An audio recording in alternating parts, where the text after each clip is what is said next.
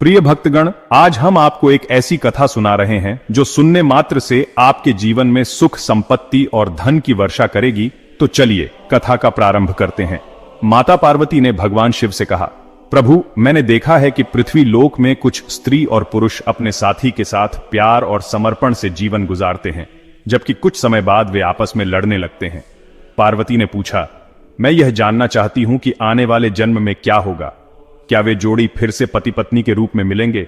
और क्या जो कुछ भी भाग्य में नहीं होता वह किसी इंसान को मिल सकता है? भगवान शिव मुस्कुराए और कहा, पार्वती, मैं तुम्हारे मन की बात समझ गया। अब मैं तुम्हें एक छोटी सी कहानी सुनाऊंगा। इस कहानी को ध्यान से सुनो, क्योंकि इस कहानी को सुनने से तुम्हें दो ज्ञान की बातें प्राप्त होंगी। पति और पत्नी का संबंध कितने जन्मों तक रहता है और भाग्य में जो नहीं होता वह कभी नहीं मिलता। एक समय की बात है, एक राजकुमारी थी जिसका नाम रूपमती था। वह अत्यंत चरित्रवान थी। उसका विवाह एक चरित्रवान राजकुमार सौरभ के साथ हुआ था। दोनों सुख और वैभव से अपना जीवन जी रहे थे। धन की कोई कमी नहीं थी, बस कमी थी तो एक संतान की। इस बात से रूपमती हमेशा चिंतित रहती थी। एक दिन रूपमती की तबीयत अचानक बहुत खराब हो गई। उसने राजकुमार सौरभ से कहा, प्रीतम, मैंने आपकी हर बात मानी है। मैंने आपकी बहुत सेवा और पूजा की है, लेकिन मैं आपको एक खुशी नहीं दे सकी, और वह है संतान को जन्म देने की खुशी। मुझे आभास हो रहा है कि मेरा जीवन कुछ ही पलों में समाप्त होने वाला है। मेरे जाने के बाद मेरी यादों के सहारे आप अपना जीवन गुजारना। मैं आपको वचन देती हूँ कि अगले जन्म में फिर आपकी पत्नी बनूंगी, और तब मैं आपकी संतान की इच्छा अवश्य पूरी करूंगी। इतना कहकर रूपमती की मृत्यु हो गई। कुछ समय बाद राजकुमार सौरभ ने भी शरीर त्याग दिया। अगले जन्म में वह एक ऐसे राजा के घर जन्म लेता है जिसकी 100 रानियां थीं, और वह उन सब में अकेला पुत्र था।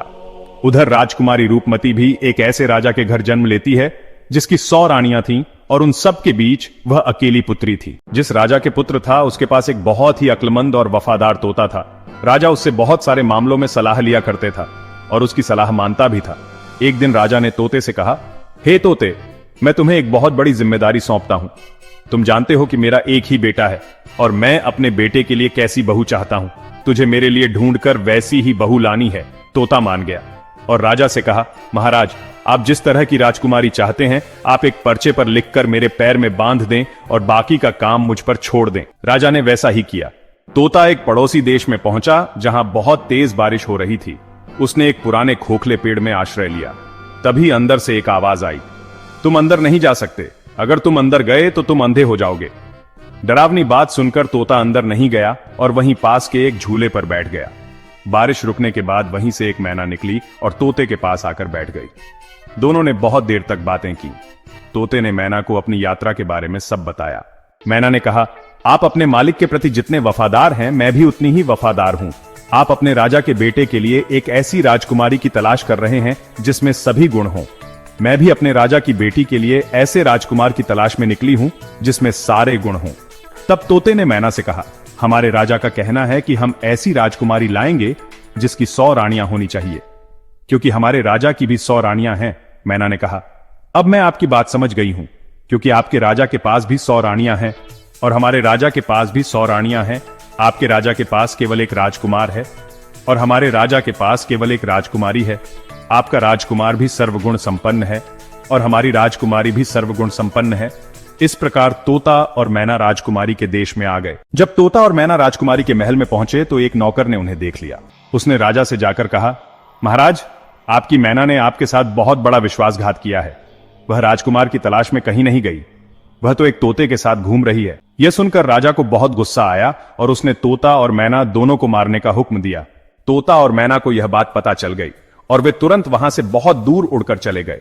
कुछ दिनों बाद जब लोगों ने उनकी बातों को भुला दिया तो तोता और मैना वापस महल में आ गए। तोता राजा के दाएं घुटने पर और मैना बाएं घुटने पर बैठ गई। उन्होंने राजा से पूछा, आप हमें क्यों मारना चाहते थे? हम तो आपके वफादार हैं। आपके महल के नौकर हमसे जलते हैं, इसीलिए उन्होंने आपसे हमारी बुराई की। उन्होंने राजा को समझाया कि वे दोनों राजाओं के नौकर हैं जिनके पास 100 रानियां हैं और एक के पास एक बेटा और दूसरे के पास एक बेटी है। वे दोनों एक दूसरे को कभी नहीं मिले थे, फिर भी उनकी इच्छाएं समान थीं। हम भगवान की कृपा से एक जंगल में मिले और अब हम आपके पास यह अच्छी खबर लाए हैं। तोते ने राजा की ओर अपना पैर बढ़ाया, जिस पर राजकुमार की पसंद का पर्चा बंधा था। राजा ने पर्चा पढ़ा और बहुत खुश हुए। पहले उन्हें विश्वास नहीं हुआ। लेकिन दोनों को एक साथ देखकर उन्हें यकीन हो गया। राजा ने तुरंत राजकुमार की तस्वीर निकलवाई और रानियों के पास भेजी। कुछ दिनों बाद रानियों की तरफ से जवाब आया कि राजकुमार सबको पसंद है। राजकुमारी ने भी उस तस्वीर को पसंद कर लिया था और उसे हमेशा अपने पास रखती थी। राजा ने तोते से कहा कि वह अपने राजा के पास संदेश पहुंचा दे कि वे 4 महीने के भीतर शादी के लिए आ जाएं। तोता खुशी खुशी अपने देश की ओर उड़ गया। जब तोता अपने राज्य में पहुंचा तो राजा को सारी कहानी बताई। राजा बहुत खुश हुए और उन्होंने शानदार तरीके से शादी की तैयारियां शुरू कर दी। शादी से कुछ दिन पहले ही राजकुमार के पिता बीमार पड़ गए और उनकी मृत्यु हो गई। इस वजह से राजकुमार को अपनी शादी टालनी पड़ी। जैसे ही शोक का समय बीता, राजकुमार तोते के साथ राजकुमारी से शादी करने के लिए निकल पड़ा। वे राजकुमारी के महल के पास एक बगीचे में रुक गए। अगर राजकुमार उस बगीचे में नहीं रुका होता तो अच्छा होता, क्योंकि वहां उसका तोता मर गया। उस बगीचे के माली ने तोते को मार दिया क्योंकि वह खजूर तोड़कर राजकुमार की तरफ फेंक रहा था। कुछ देर बाद ही राजकुमार को पता चला कि राजकुमारी के पिता ने उससे शादी करने से इनकार कर दिया है क्योंकि उसके पिता की मृत्यु हो गई थी। एक दिन राजकुमारी अपनी पालकी में बाहर जा रही थी और उसी रास्ते से गुजरी। जहां राजकुमार था, उसने राजकुमार को पहचान लिया क्योंकि उसकी तस्वीर अभी भी उसके पास थी। वह तुरंत अपने महल लौट गई। शाम को खाने के समय राजकुमारी ने आधा खाना खाया और बाकी बचा हुआ खाना राजकुमार की तस्वीर के साथ राजकुमार को भेज दिया। उसने अपनी नौकरानी से कहा कि वह राजकुमार से कहे कि वह उस खाने को खा ले और अगर वह न खाए तो उसमें अपनी उंगली घुसा दे। राजकुमार ने ऐसा ही किया और एक पत्र राजकुमारी के लिए भेज दिया। पत्र पढ़कर राजकुमारी के मन में राजकुमार से मिलने की इच्छा हुई। उसने रात को अपना घोड़ा तैयार करवाया और बगीचे की ओर चल पड़ी। वह राजकुमार से मिली और बोली, मेरे पिता मुझे तुमसे शादी करने की इजाजत नहीं देंगे। चलो अपना घोड़ा तैयार करो और मुझे अपने साथ अपने राज्य ले चलो। राजकुमार और राजकुमारी दोनों घोड़े पर सवार होकर राज्य से बाहर चले गए और एक ऐसे नगर में पहुंच गए जहां एक जादूगरनी रहती थी। जादूगरनी की बेटी ने राजकुमार को देखा और उससे प्रेम कर बैठी। जादूगरनी की बेटी ने अपनी मां से कहा कि वह राजकुमार और राजकुमारी को अपने घर खाने पर बुलाए। जादूगरनी ने ऐसा ही किया। जब राजकुमार और राजकुमारी खाने पर गए तो जादूगरनी ने राजकुमार को एक कमरे में बुलाया और उसके गले में एक रस्सी का फंदा डाल दिया। रस्सी डालते ही राजकुमार एक भैंसे के रूप में बदल गया। जादूगरनी ने उस भैंसे को बाहर ले जाकर एक सुरक्षित स्थान पर बांध दिया। अब राजकुमारी अपने राजकुमार को ढूंढने लगी, लेकिन वह भैंसा बन चुका था। दिन में वह भैंसा जादूगरनी की बेटी के पीछे पीछे घूमता रहता। रात को जादूगरनी की बेटी उस भैंसे के गले से रस्सी का फंदा निकाल देती, जिससे वह राजकुमार बन जाता था और सुबह होते ही वह उसे फिर से भैंसा बना देती थी। राजकुमारी कई दिनों तक अपने राजकुमार को ढूंढती रही। वह बहुत दुखी थी और सोचने लगी कि राजकुमार उसे धोखा देकर चला गया है या किसी ने उसका कत्ल कर दिया है। उसने एक आदमी का रूप धारण किया और उस नगर के राजा के पास गई। राजा उसकी शक्ल और बोलने के ढंग से प्रभावित हुआ और उसे अपने दरबार में कोतवाल के पद पर नियुक्त कर दिया। समय बीतता गया और कई साल बाद उस राजा की मृत्यु हो गई। जनता ने उस कोतवाल को अपना नया राजा बना दिया क्योंकि उसका व्यवहार जनता के प्रति बहुत अच्छा था।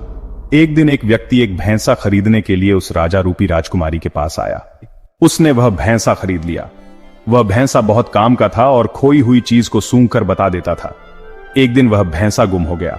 राजा ने पूरे नगर में सूचना भिजवाई कि सभी भैंसे दरबार में इकट्ठा किए जाएं। जादूगरनी ने अपना भैंसा नहीं भेजा।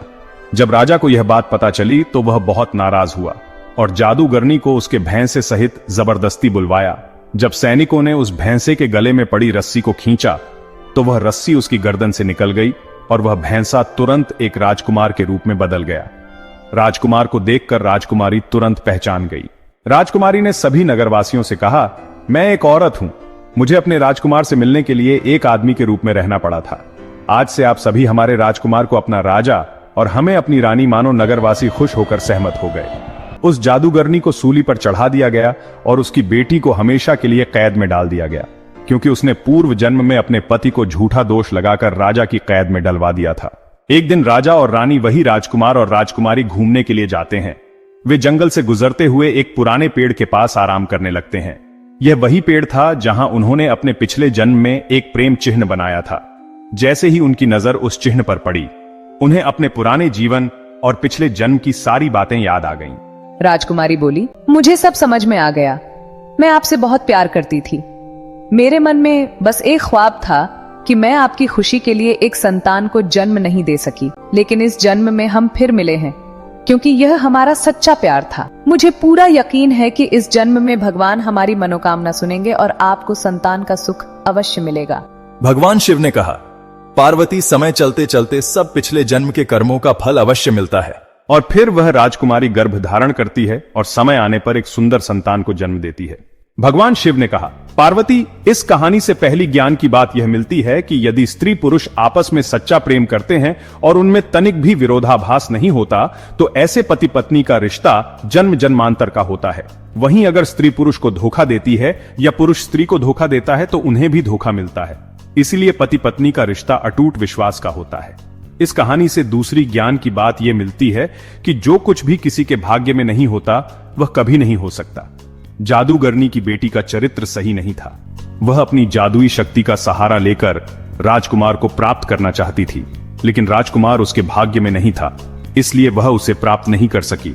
राजकुमार केवल उस राजकुमारी के भाग्य में था, इसीलिए इतनी सारी कठिनाइयों के बावजूद भी उस राजकुमारी को उसके पूर्व जन्म के पति राजकुमार के रूप में प्राप्त हुआ। इसलिए हमें हमेशा सही मार्ग पर चलने की कोशिश करनी चाहिए, अन्यथा हमें गलत परिणाम सहने पड़ सकते हैं। अगर आपको यह वीडियो पसंद आई हो तो वीडियो को लाइक कर चैनल की जरूर सब्सक्राइब कर लेना और कमेंट बॉक्स में हर हर महादेव जरूर लिखना।